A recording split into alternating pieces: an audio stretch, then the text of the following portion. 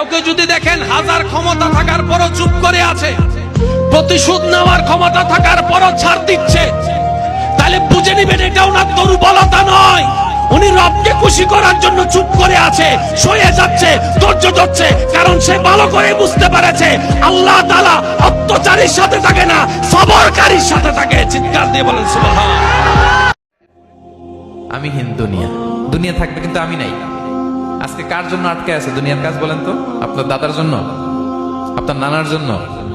তো আপনাকে লাগে কেন? আপনাকে লাগে? লাগে না তো আমাকে। আমি হীন দুনিয়া, একদিন কিছুই ছিলাম না। যখন দেখবেন জীবনে আপনি হোঁচট খেয়েছেন, আপনি কোনো বিপদে পড়েছেন, কেউ নেই আপনাকে সাহায্য করার, সেজদায় পড়ে কান্নাকাটি করছেন, দেন দেখছেন আপনার সামনে সেই বস্তুটা হাজির, আপনি বুঝতে পারবেন আল্লাহ আছেন, আল্লাহ সত্যি আছেন। দুনিয়া উল্টায় যাক, তুফান হয়ে সব লন্ডভন্ড হয়ে যাক, তোমার চোখ, তোমার মন, তোমার নিয়ত, তোমার চিন্তাকে রবের সন্তুষ্টির দিকে তাকিয়ে থাকিও। রব যদি তোমাকে দিয়ে খুশি হয়, তুমি পেয়ে খুশি হও। রব যদি তোমার থেকে নিয়ে খুশি হয়, তুমি দিয়ে খুশি হও, হারিয়ে খুশি হও। কারণ যে বান্দা রবের খুশিতে সন্তুষ্টি মনে, হতাশা ছাড়া খুশি থাকতে পারে, রব্বুল আলামিন ফিদ দুনিয়া হাসনাতাও ওয়া ফিল আখিরাতি হাসনাতার, দুনিয়া আখিরাতের নিয়ামত সে বান্দাকে দান করেন। সুবহান। মানুষের সৌন্দর্যটা সবসময় থাকে না।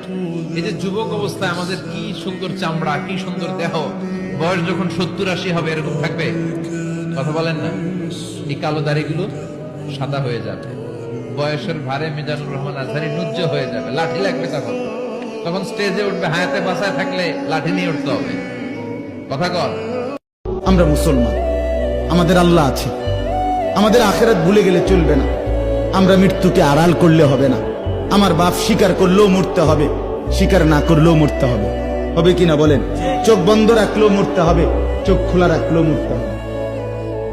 সুখের সাগরে যে ভাসে তারও মৃত্যু হবে, দুঃখের সাগরে যে ভাসে তারও মৃত্যু হবে।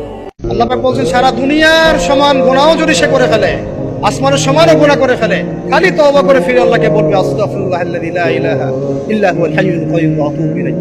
আল্লাহ পাক বলছেন খালেস তওবা করলে গুনাহ তো মাফ করে দিবই, আগের গুনাহগুলোকে নেকি দিয়ে পরিবর্তন করে দিব। এটা ভালোবাসা না? আল্লাহ পাক সৃষ্টি করেছেন আমাদেরকে ভালোবেসে। নামাজটা ছাড়েন না, যত পাপ করছেন করেন, আমি বলি নামাজ ছাড়েন না, ইনশাআল্লাহ একদিন নামাজই আপনাকে পাপ থেকে বের করে আনবে ইনশাআল্লাহ।